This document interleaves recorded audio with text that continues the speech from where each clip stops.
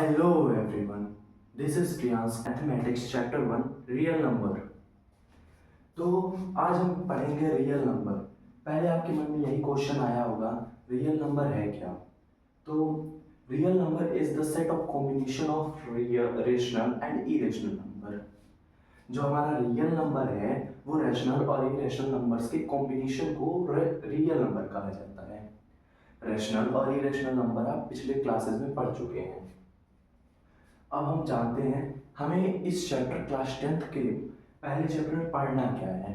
तो टॉपिक्स जो हैं हमारे वो फंडामेंटल थ्योरम ऑफ अर्थमेटिक, जिसमें ये आपको नाम सुन के तो बहुत कठिन लग रहा होगा, fundamental theorem of arithmetic.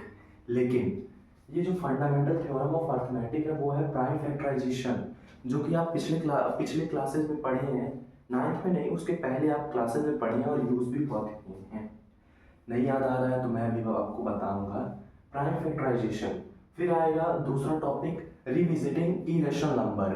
Revisiting irrational number, अब ये रिविजिटिंग इरेशनल नंबर में हमें करना क्या है? सिंपल सा हमें ये इसमें रहेगा, हमें इरेशनल नंबर्स को प्रूव करना रहेगा। हमें इरेशनल नंबर्स को प्रूव करना रहेगा कि वो इरेशनल हैं। ये हुआ।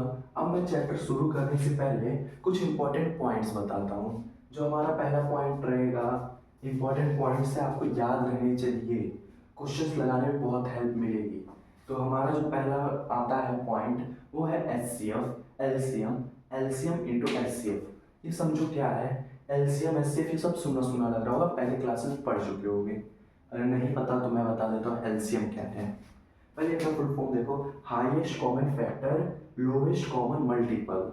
यहाँ पे फैक्टर है और यहाँ पे मल्टीपल है, तो इसमें अब तुम्हें क्या कुछ फर्क लग रहा है? हाँ है, फर्क जरूर है।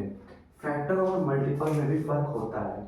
जैसे अगर मैं तुम्हें 6 कहूँ, अब इसका कहूँ तुम्हें फैक्टर हमें बताओ, इसका हमको फैक्टर बताओ, तो फैक्टर क्या होगा इसका? 2 होगा 3। और इसका अगर मैं मल्टीपल पूछूं तो हो जाएगा, ये हो जाएगा मेरा 6, 12। तुम कहोगे टेबल में पढ़ने लगा, टेबल नहीं ये मल्टीपल है। अब ये सो ऑन बढ़ते जाएगा इनफाइनाइट तक, ये सो ऑन इनफाइनाइट तक बढ़ते जाएगा। तो अब इसमें समझो ये हमारा था 6 का फैक्टर, ये था हमारा मल्टीपल। फैक्टर क्या है? फैक्टर वो नंबर्स होते हैं जो गिवन नंबर को कंप्लीटली डिवाइड कर सकते हैं, और जो हमारा मल्टीपल होता है गिवन नंबर उस मल्टीपल्स को कंप्लीटली डिवाइड कर सके। यहाँ पे एक याद रखना बात, जो फैक्टर होता है वो गिवन नंबर से, अगर मान लो मेरा गिवन नंबर ए है, तो ये गिवन नंबर ए से जो हमारा फैक्टर होगा हमेशा हमारा छोटा होगा, मतलब हमारा गिवन नंबर हमेशा बड़ा रहेगा, जो फैक्टर्स आए रहेंगे वो छोटे होंगे। और यहाँ पे मल्टीपल में जो हमारा होता है केस, यहाँ पे हमारा जो मल्टीपल, हमारा जो अगर मान लो गिवन नंबर हमारा है ए, तो हमारा हमेशा जो मल्टीपल होगा वो ए से बड़ा होगा, वो हमारा ए से हमेशा बड़ा होगा। तो यही केस यहाँ पे आएगा एलसीएम और एचसीएफ में। एचसीएफ वो वैल्यूज होगी, एचसीएफ दो नंबर्स के, इन दोनों एलसीएम और एचसीएफ को तुम्हें मिनिमम 2 नंबर्स का रिक्वायरमेंट होगा एलसीएम और एचसीएफ निकालने के लिए। तो देखो, जो एलसीएम हमेशा आता है वो एक ऐसा नंबर होता है जो गिवन नंबर को कंप्लीटली डिवाइड कर सके, और ये हाईएस्ट कॉमन फैक्टर जरूर है लेकिन ये नंबर से हमेशा छोटा रहता है।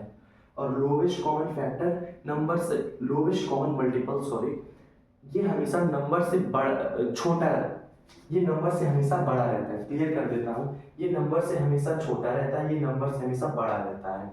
अगर एचसीएफ है क्या? द प्रोडक्ट ऑफ, तुम्हें पिछले क्लासेस में किया होगा, डेफिनेशन देखो, product of smallest power of common factor. अब ये बात समझना क्या है, जैसे मैं तुम्हें समझाता हूँ। अगर मान लो मैं बोलता हूँ तुम एचसीएफ बताओ 2 और 3 का, अब ये बताओ 2 और 3 ये दो ऐसे नंबर हैं, अब इनको ऐसा कोई एक नंबर बताओ जो ये दोनों को कंप्लीटली डिवाइड कर सके। अब सोचो क्या हो सकता है। देखो मैं 2 को क्या लिख सकता हूँ, मैं 2 को लिख सकता हूँ 2 इंटू 1, और 3 को क्या मैं लिख सकता हूँ 3 इंटू 1। अब देखो इन दोनों में कॉमन हमें मिला, इन दोनों में हमें कॉमन फैक्टर क्या मिला, 1। मतलब कि हमारा इसका जो एचसीएफ होगा वो क्या होगा, 1। ये क्लियर है, क्लियर है। अब आता है एलसीएम। अगर हमको इसका एलसीएम निकालना है, थोड़ा सा चेंज कर देते हैं। अगर हमें इसी का एलसीएम निकालना है तो हम क्या करेंगे, सिंपल सा यहाँ पे लॉजिक रहेगा। मैंने अभी तुम्हें क्या बताया, ये गिवन नंबर से हमेशा बड़ा रहता है, ये बात याद रखो, ये 3 से बड़ा आएगा। और वो नंबर, वो छोटी संख्या होनी चाहिए जो ये दोनों नंबर से कंप्लीटली डिवाइड हो सके। तो ऐसा कौन सा होगा, अब इसमें तुम सोचो। पहले डेफिनेशन यहाँ पे देख लो, product of greatest power of each common factor. यहाँ पे ईच आया है, याद रखना। देखो अब अगर हम 2 का पहले फैक्टर कर दे, प्राइम फैक्टराइजेशन, तो हमारा 2 का क्या होगा, 2 इंटू 1 ही होगा। यहाँ पे 3 इंटू 1 हो गया। अब यहाँ पे देखो 2 पे कितना पावर है, पावर दिखाई दे रहा है, नहीं दे रहा है ना। जब कोई पावर नहीं रहता तो क्या होता है, 1 1 1 1। तो ये 1 1 कैंसिल हो गया, खत्म करो। कैंसिल नहीं हुआ है, अब 1 का इसमें मल्टीप्लाई करोगे कुछ होगा नहीं होगा, इसमें करोगे कुछ होगा नहीं होगा। तो ये अब भूल जाओ। अब यहाँ पे देखो इसका मैक्सिमम पावर क्या है, 1 है। 2 इसमें आया, मैक्सिमम पावर 1 भी मैं तुम्हें दिखा देता हूँ, 1 है, 1 का मैक्सिमम पावर 1 है। अब 3 आया। अब देखो ईच कहाँ है, तो मैंने सबका ईच कॉमन, तो इसलिए मैंने 1 का यहाँ पे लिखा, तो अब यहाँ का नहीं लिखूंगा। अब 3 बचा, 3 का लिख देता हूँ। 3 पे पावर 1 है, ये पावर 1, कोई पावर नहीं होगा, ये इसका इसमें मल्टीप्लाई करेंगे, हमारा एलसीएम जो है इसका आ जाएगा 6। क्लियर है ये एलसीएम। देखो अब ये जो है इन नंबर से क्या है, बड़ा है, इतना समझ गए ना।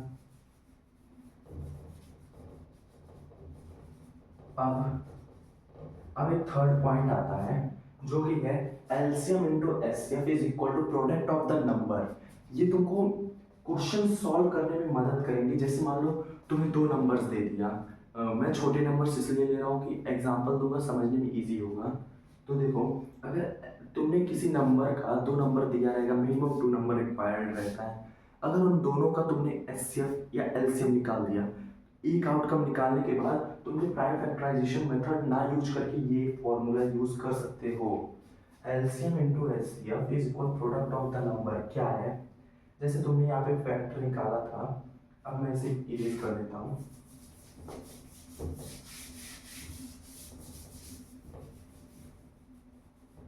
तो एलसीएम ऑफ, मैं लेता हूँ एग्जांपल 2 और 3 का ही। तो हमने 2 और 3 का एलसीएम क्या निकाला था, 6। एचसीएफ क्या निकाला था, 1। और नंबर हमारा क्या है, ये एलसीएम इंटू एचसीएफ। एलसीएम की जगह मैं क्या रख दूंगा, 6 इंटू एचसीएफ मेरा क्या है, 1। अब गिवन नंबर क्या था हमारा, प्रोडक्ट ऑफ द नंबर, मतलब कि 2 इंटू 3। अब अगर एलएचएस और आरएचएस मेरा इक्वल हो गया, means are formula is correct. तो देखो इसका इसमें मल्टीप्लाई करेंगे, 6 2 3 2 जा 6, सिंपल कैलकुलेशन थी। एलएचएस इक्वल आरएचएस, मीन्स हमारा ये भी पॉइंट करेक्ट है। मैंने तुम्हें क्या है पॉइंट्स भी बताया और उसको एक्सप्लेन भी कर दिया। अब एक बार रिवाइज करा दूं, एचसीएफ जो होता है the product of smallest power of common factor, ये मैक्सिमम यहाँ पे ग्रेटेस्ट पावर का मल्टीप्लाई होता है। LCM into HCF product of the number. यहाँ तक क्लियर है, यहाँ तक क्लियर है। तो मैं अब आगे बढ़ता हूँ। यहाँ पे तुम्हें एक क्वेश्चन आएगा, वो बहुत अच्छा क्वेश्चन है। मैं इस सेशन में क्वेश्चन नहीं कराऊंगा, नेक्स्ट वीडियो में क्वेश्चन कराऊंगा, इसमें केवल टॉपिक्स क्लियर करूंगा। लेकिन वो क्वेश्चन बहुत इंपॉर्टेंट है, इसलिए मैं 6 raise to the power n, ऐसा कोई क्वेश्चन है होगा, देख लेना पहले एक्सरसाइज में। 6 पावर n दिया होगा और वो उसमें बोला है ये जो नंबर है never and with, it never and with the digit 0। तो पूरा सेंटेंस मैं लिख रहा हूँ तो ये मत समझना मेरे को आता नहीं। It can never and with 0, ठीक। अब मैं इसे प्रूव करूंगा कि ये जीरो से कभी एंड नहीं हो सकता। अब तुम क्या करोगे ये सोचो। ये मैं कैसे बताऊं कि ये कभी जीरो से एंड नहीं हो सकता। यहाँ पे सबसे बच्चों की प्रॉब्लम कहाँ आता है, ये पॉइंट, ये यन आ गया। अब ये तुम सोचोगे ये है क्या। यहाँ पे क्वेश्चन में दिया है नेचुरल नंबर, तो अब कहोगे मैं इसको एक मैं सिंपल नंबर में लिख ही नहीं सकता, तो मैं कैसे बताऊँ ये आएगा। लेकिन यहाँ पे तुम्हें एक चीज़ जानना होगा। क्या जानना होगा, देखो मान लो एक मेरे पास नंबर है 25। ये तुम्हें देख के पता चल गया होगा 5 से डिविजिबल है। अब देखो तुमने तो बता दिया ये 5 से डिविजिबल है, लेकिन ये कैसे प्रूव होगा कि ये 5 से डिविजिबल है। तो अभी मैंने तुमको एक बात बताया, फैक्टर।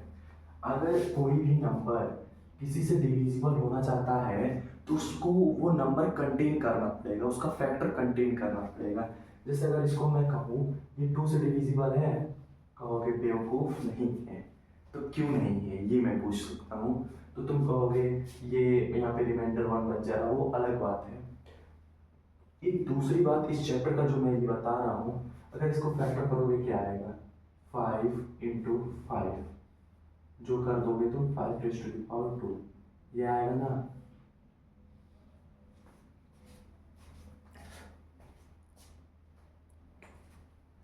ये आएगा ना। अब देखो, अब ये मेरा दो आउटकम आया, 5 × 5, दोनों 5 है। मीन्स यहाँ से मैं क्या बता सकता हूँ, ये नंबर जो है 5 से 25 जो है 5 से डिविजिबल है, लेकिन 2 से नहीं है। क्यों? Because it doesn't contain the factor of 2। It doesn't contain 2 as it factor. यहाँ तक समझे ना। ये अगर फैक्टर कंटेन नहीं कर रहा इसलिए ये डिविजिबल भी नहीं है। तो ये भ्रम हटा देना कि ये 2 से नहीं है तो रिमाइंडर वो भी है।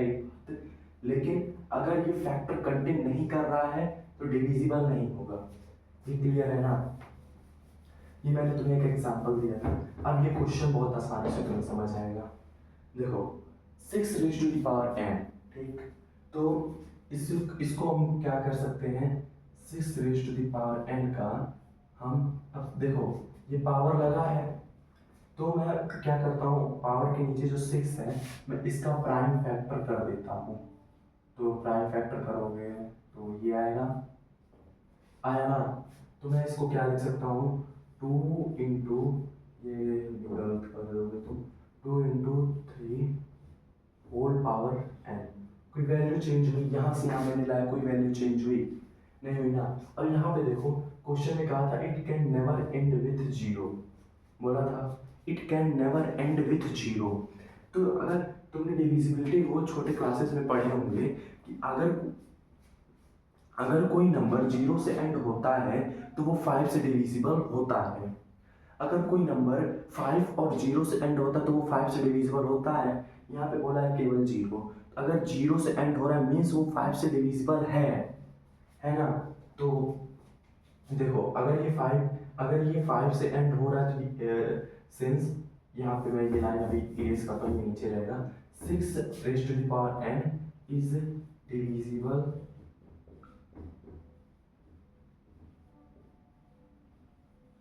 बाई 5। बिकॉज रीजन क्या होगा, because we suppose that the number end with 0, so it is divisible by 5। रुको मैं शुरू से लिख के ही करता हूँ, कंफ्यूज हो जाओगे वरना। देखो सपोज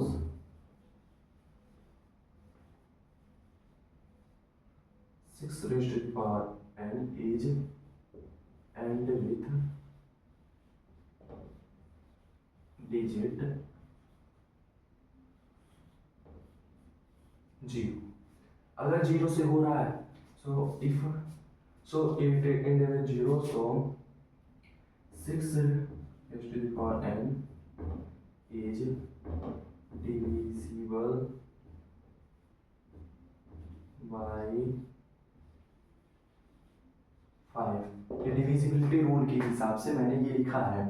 तो क्या होगा हमारा, if it so it contains, it नहीं लिखेंगे मैं सीधा नंबर लिखूंगा, इट कंटेन्स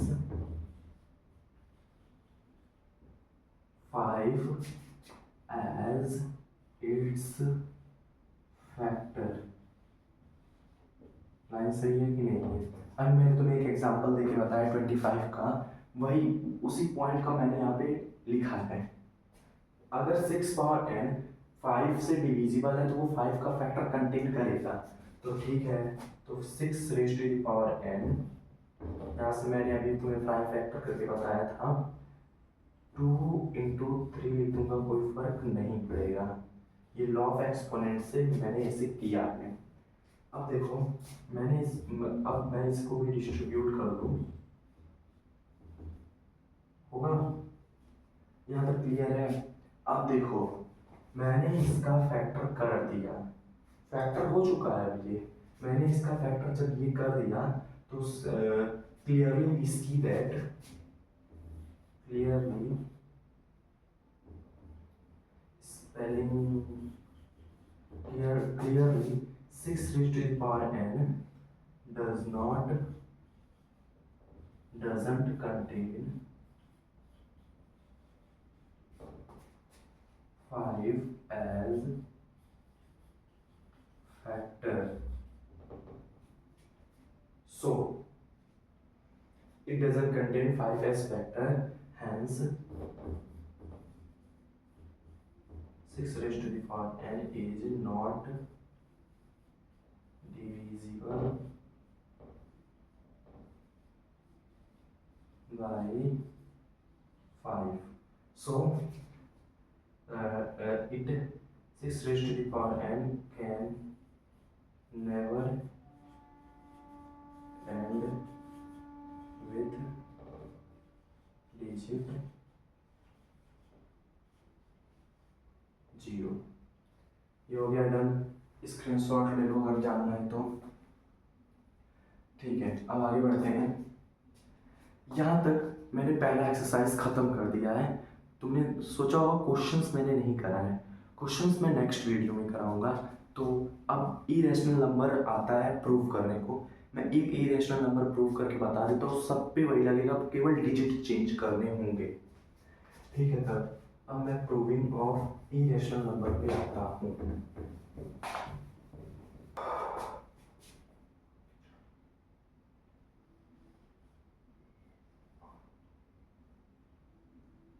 ये बताओ रूट 5 लिखा है, ये रैशनल है या इरेशनल? कमेंट में बताओगे ये रैशनल है या इरेशनल। ठीक, अभी मैं आगे ही बता देता हूँ, ये इरेशनल नंबर है। अब बोल तो दिया मैंने इरेशनल नंबर है, क्यों है? मैथ्स रिक्वायर्ड प्रूव, तो मैं इसको प्रूव दूंगा। क्वेश्चन में देगा तुमको prove root 5 is an irrational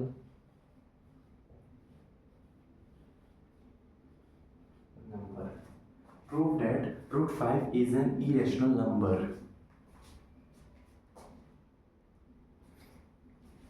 ठीक है, मैं जल्दी जल्दी ये प्रूव कराता हूँ, यहाँ पे वीडियो खत्म करता हूँ। तो देखो अब रूट 5 है, अब इसने बोल दिया इरेशनल नंबर है, प्रूव करो। मैं मान लेता हूँ ये रेशनल नंबर है। Let root 5 is a rational number। ठीक है, अगर रैशनल नंबर है, रैशनल नंबर की डेफिनेशन याद करो। Rational numbers are those numbers that can be represent in form of p by q where q is not equal to 0। So हमारा root 5 is equal p by q and p by q are coprime numbers. नाटक शुरू हो गया। को prime क्या है ये जानना है ना। देखो को प्राइम्स वो नंबर्स होते हैं जिनका एचसीएफ 1 होता है, दो नंबर जिनके एचसीएफ 1 होते हैं। तो तुम कहोगे मैंने तो ऐसा डेफिनेशन कभी पढ़ा ही नहीं था। डेफिनेशन की बात नहीं है, अगर कोई भी नंबर होता है, अगर मान लो 4/6 है तो इसको रिप्रेजेंट करने का ये फॉर्म है, ये फॉर्म नहीं होता, इसको तुम सीधा कट करते हो, यहाँ पे इसको लिखते हो। अब इनका एचसीएफ हमने क्या जाना था, अभी को इनका एचसीएफ हमने क्या जाना था, 1 है। वही है को प्राइम नंबर जिनके एचसीएफ 1 होते हैं। तो हमें ये रीजन लिखना होगा, since P and Q are co-prime that is sorry HCF is 1 हो गया। इनका कोई कॉमन फैक्टर नहीं है। अब हम क्या करते हैं, यहाँ से रूट फाइव में से हमको रूट हटाना है, स्क्वायर कर देते हैं। तो 5 is equal P square is equal Q square. मैंने ये स्टेप डायरेक्ट कर दिया है, बोर्ड में जगह कम पड़ जाएगी इसलिए मैंने ऐसा किया है। थोड़ा साइड में लिखता हूँ।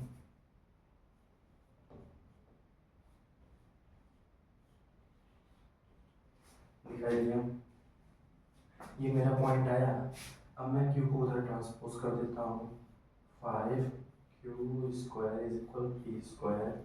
अब तुमने एक थ्योरम पढ़ा होगा फर्स्ट एक्सरसाइज के बाद में, if if a number contain if यहाँ पे पी और क्यू को प्राइम है, इनकी स्क्वायर हो गए तो जो नंबर ये एक साइड में यहाँ पे मल्टीप्लाई हो रहा है सामने वाले के फैक्टर को मैं दूसरे सिंपल वे में समझाता हूँ।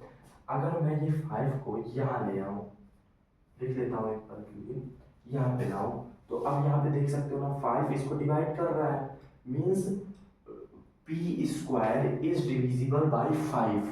यहाँ से देखो मैंने तुम्हें समझाने के लिए क्या किया है, 5 को LHS राइट RHS में ट्रांसपोज किया, तो ये देखो ये इसको डिवाइड कर रहा है ना, इसको ऐसे फॉर्म में लिख सकते हैं ना। अब ये 5 इसको 5 पी स्क्वायर को डिवाइड कर रहा है, यहाँ मैंने ये लाइन सीधे बोला 5 पी स्क्वायर को डिवाइड कर रहा है, तो मैं क्या यहाँ से लिख सकता हूँ, 5 P square is divisible by 5, P square is divisible by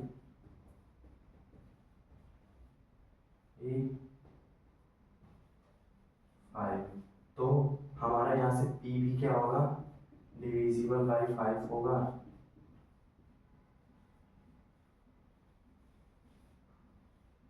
यहाँ तक हुआ, एक हमारा स्टेटमेंट यहाँ तक हो गया। इसको सपोज कर लो इक्वेशन 1। अब इक्वेशन 1 में क्या करो, पी स्क्वायर जो है, तो हम यहाँ पे क्या करेंगे, लेट हमारा जो p है वो किसके इक्वल हो जाएगा, 5, कुछ भी लेट करो 5 a के इक्वल हो जाता है, ठीक। 5p जो है हमारा 5a के इक्वल हो जाता है। तो यहाँ से हमारा क्या है, यहाँ पे देखो मैंने केवल p को सपोज किया तो यहाँ पे स्क्वायर लगा रहेगा, 5q square is equal 5a का होल स्क्वायर। अब मेरा क्या हो गया, यहाँ पे सिंपल एक इक्वेशन बना। अब सॉल्व करते हैं, 5q स्क्वायर 25a स्क्वायर हुआ। अब देखो ये कट रहा है, मैं डायरेक्ट कट रहा हूँ, तो पेपर में करते हो, फेयर में अपने स्कूल के करते हो, ट्रांसपोज करके कट करोगे। अब मैं 25 को जिससे कट करता हूँ, ठीक है मैं यही कर देता हूँ ट्रांसपोज। तो देखो अब Q square is equal 25 by 5 a square. अब इसको काटो, ये आया क्यू स्क्वायर, नीचे नहीं लिखता हूँ मैं ऊपर लिखता हूँ, यहाँ तक मैंने लाया। अब क्या करूँगा, ये लिख दूंगा Q square is equal 5a square. अब सेम चीज जो मैंने यहाँ पे समझाया था यहाँ पे कह देंगे, Q square is divisible by 5, Q square is divisible by 5, q square is divisible by 5, so q is also divisible by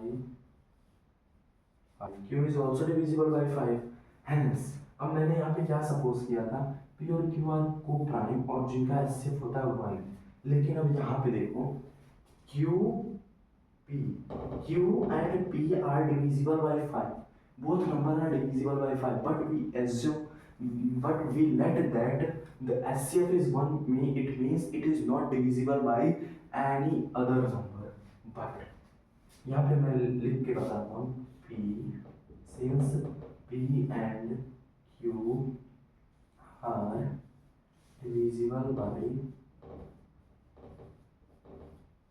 5,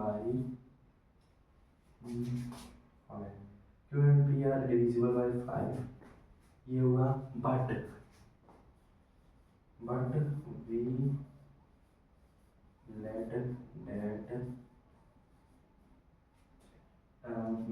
we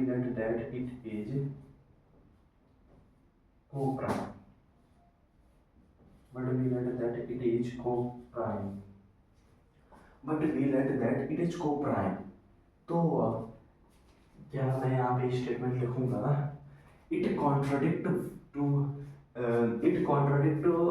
to our assumption, hence the contradiction arises। नहीं, ये मत लिखो, मैं बताता हूँ। तो इट कॉन्ट्राडिक्ट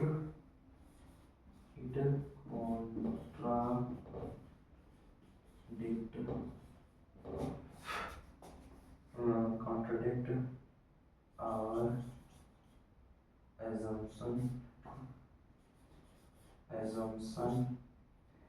ना लिख के लेट भी लिख सकते हैं, और सपोजिशन assumption लिखते हैं। It contradict our assumption, hence root 5 is an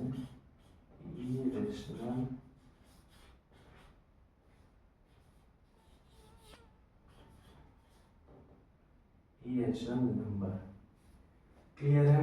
एक बार और एक्सप्लेन कर देता हूँ, जल्दी करूँगा, टाइम नहीं। हमें क्वेश्चन में बोला था रूट 5 एक इरेशनल नंबर है, प्रूव करो। तो मैंने बोल दिया नहीं है, तो वो इरेशनल नंबर नहीं है तो रैशनल होगा। अगर रैशनल है तो उसको मैं पी बाई क्यू के फॉर्म में लिख सकता हूँ। अगर पी बाई क्यू के फॉर्म में लिखा तो यहाँ पे पी और क्यू हमारा को प्राइम होगा। अगर को प्राइम होगा तो उसका एचसीएफ 1 होगा। एचसीएफ 1 होगा। हमने रूट को हटाने के लिए स्क्वायर किया दोनों साइड में स्क्वायर किया। फिर उसके बाद हमें एक स्टेटमेंट ऐसा मिला, कुछ यहाँ पे हमें एक स्टेटमेंट कुछ ऐसा मिला। तो यहाँ पे हमने एक स्टेटमेंट लिया जो पी स्क्वायर है वो 5 से डिविजिबल है। अगर पी स्क्वायर 5 से डिविजिबल है तो 5 पी भी 5 से डिविजिबल है। तो यहाँ पे मैंने यहाँ तक मैंने अपना आधा प्रोसीजर कर लिया था। फिर मैंने यूजिंग स्टेटमेंट फर्स्ट यहाँ पे लिख देना, using statement first, using equation first, using equation first. मैंने क्या किया था, इक्वेशन फर्स्ट में जो पी का वैल्यू था मैंने 5a सपोज कर लिया। अब मेरे पास 5q स्क्वायर यहाँ पे था। अब p की जगह मैंने वैल्यू रखा तो सॉल्व किया, मेरा क्या आया, q square is equal 5a square आया। तो मैंने जैसे यहाँ पे दिखाया था p स्क्वायर डिविजिबल है 5 से, यहाँ पे भी वही बोल दिया, q स्क्वायर जो है 5 से डिविजिबल है तो q भी 5 से डिविजिबल होगा। अब ये लाइन और ये लाइन, ये दोनों पढ़ो फिर ये पढ़ो। तो यहाँ से हमें ये लग रहा होगा हमने गलत माना था या हमने सॉल्व गलत किया है, लेकिन कुछ भी नहीं किया, हमने सब सही किया है। सो यहाँ से हम ये कह सकते हैं it contradict our assumption, hence जो है पी और क्यू है वो कोप्राइम नंबर नहीं है। तो हमारा जो एजम्पशन था वो गलत है, इसलिए रूट 5 जो है एक इरेशनल नंबर है। और इसी के साथ ये चैप्टर भी हो जाता है खत्म। मैं अगले वीडियो में इस चैप्टर के पूरी एक्सरसाइज को करूँगा। मेरी तरफ से चैप्टर का हाफ पार्ट डन है। कॉन्सेप्ट अगर बिल्ड हो गया तो आपके और कोई प्रॉब्लम नहीं आएगा क्वेश्चंस सॉल्व करने में। तो अभी के लिए थैंक यू। आगे कुछ दिनों में फिर मिलते हैं।